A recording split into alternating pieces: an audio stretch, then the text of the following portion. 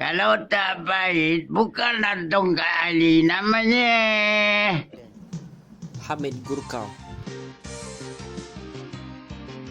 Rupa-rupanya pelawak Hamid Gurka bukan orang sembarangan. Layak untuk dapat datuk. Gayanya bersahaja dalam menuturkan kata-kata, namun setiap kali berbicara pasti tercuit hati orang yang mendengarnya. Itulah kelebihan seniman bernama Hamid Gurka sepanjang 60 tahun bergelar pelakon dan pelawak tanah air. Kalau kau nak gandakan duit kau, besok hari Minggu ikut aku. Kita pergi main. Kuda. Sebut sahaja nama Hamid Gurka, boleh dikatakan hampir semua rakyat Malaysia yang meminati drama filem sekitar tahun 1980-an dan 1990-an mengenali lelaki ini. Di sebalik perwatakannya yang lucu, siapa sangka Hamid Gurka atau nama sebenarnya Abdul Hamid Abdul Rahman pernah menjadi anggota tentera suatu ketika dahulu.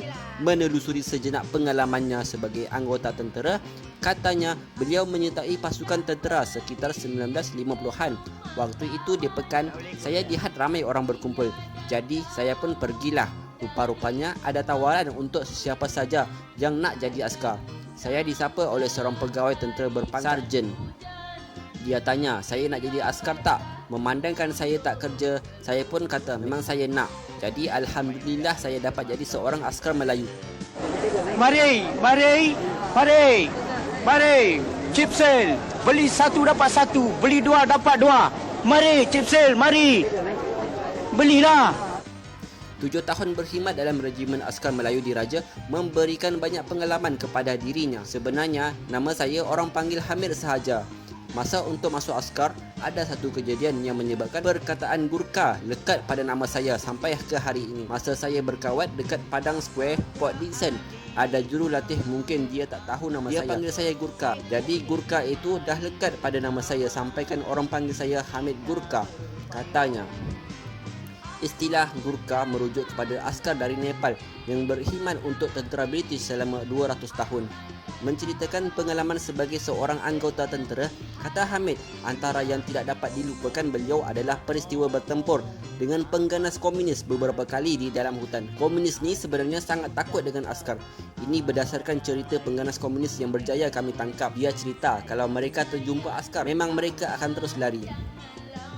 Seboleh-bolehnya mereka tak mahu bertempur sebab kelengkapan mereka agak uzur berbanding kelengkapan askar pada waktu itu yang lebih canggih, ceritanya. Halo.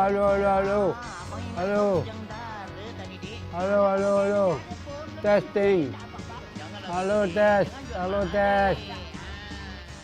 Menurut Hamid, beliau bersyukur kerana tidak cedera sepanjang bertempur di hutan. Masa dalam hutan, jangan ceritalah naik bukit turun bukit. Tapi satu perkara yang saya masih ingat, dalam hutan ini, kalau waktu malam agak terang, bukan cerah seperti siang. Tapi kita masih boleh berjalan dalam hutan pada waktu malam. Ini kerana daun kering dalam hutan nampak seolah-olah putih. Mungkin disebabkan cahaya bulan atau pokok-pokok hutan yang tinggi, kata beliau. Menceritakan detik awal dirinya sebagai penghibur, katanya ia berlaku secara tidak sengaja. Selepas jadi askar, saya pulang ke kampung. Pada masa itu, di kampung ada program seperti sambutan hari raya. Jadi saya bersama rakan sertai program itu. Kami buat aksi lawak. Tak sangka ramai yang terhibur. Itulah permulaan bagaimana saya bergelar pelawak, kenang beliau. Nama Hamid Gurka melonjak di persana seni tanah air bermula pada tahun 1980-an apabila beliau membintangi filem seperti Sikit Punya Gila 1982, Ragam Pemandu 1986 dan Main-Main Hantu 1990. Memberi impak besar kerana filem itu memperkenalkan namanya kepada masyarakat. Selain itu, antara filem yang dibintangi Hamid Gurka ialah Gila-Gila 1979, Aku Yang Berhormat 1983, Talak 1984, Constable Mamat 1992, Impian 1996, Silat Legenda 1998, Senario The Movie 1999, Kemarau Cinta 2005, Salah Bapak 2006, Zombie Kampung Pisang 2007 dan Alamak Toyol 2011. Tapi satu bah, ada satu orang penyanyi tu. Dia tu memang banyak peminat bah. Siapa tu? Dia pernah dia ambil berlakon dalam filem buat filem lah. Dia ke? Buat filem lah. Dia berlakon dalam filem buat filem? Dia buat filem lah. Kira. Pada usia 87 tahun, kini Hamid lebih banyak meluangkan masa di rumah bermain bersama cucu-cucunya. Menurutnya, beliau lebih senang berada di rumah bersama anak dan cucu. Kalau ada tawaran berlakon pun, sukar saya nak terima. Saya lebih suka duduk di rumah, main dengan cucu-cucu, katanya yang tinggal di Kelang, Selangor. Biarpun Hamid Gurka merupakan satu nama besar dalam industri seni tanah air, namun beliau tetap memegang prinsip sentiasa merendah diri dan tidak berlagak sombong. Ujarnya, apa yang penting adalah sikap menghormati mereka yang lebih tua. Hidup ini satu saja, jangan sombong dengan orang. Siapalah walaupun sekadar memberi salam, tegurlah. Kemanapun kita pergi, jangan sombong dengan orang, terutama mereka yang lebih tua daripada kita. Jangan sombong, jangan hidung tinggi, katanya mengakhiri bicara.